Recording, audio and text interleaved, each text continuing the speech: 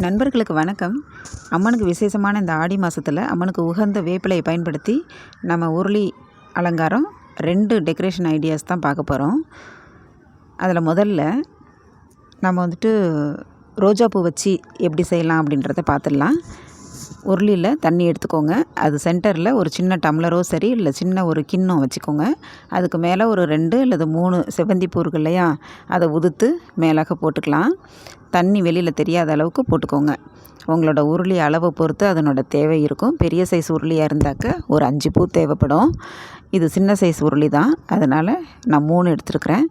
அது சென்டரில் வேப்பிலையை இது மாதிரி ஒத்தையாக அடுக்கிக்கலாம். அடுக்கின பிறகு நடுப்புற ஒரு ரோஜா பூ வச்சுக்கோங்க.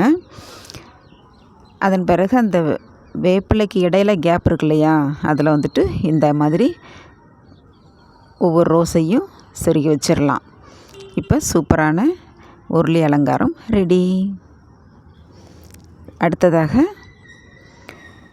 அதே மாதிரி உருளியில் தண்ணி நிறச்சிக்கிட்டு அதே மாதிரி கப்பு வச்சுக்கிட்டு அதே மாதிரி செவ்வந்தி பூவை ஒரு 2-3 பிச்சு போட்டுக்கோங்க.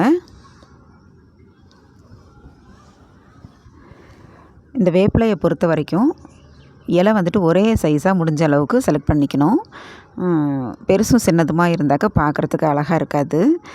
இது கொஞ்சம் சின்ன சைஸ் உருளின்றதுனால நான் மீடியம் சைஸ் வேப்பிலை எடுத்துருக்கிறேன். அதில் ஒரு 8 இல்லை 10 போல் தேவைப்படும்.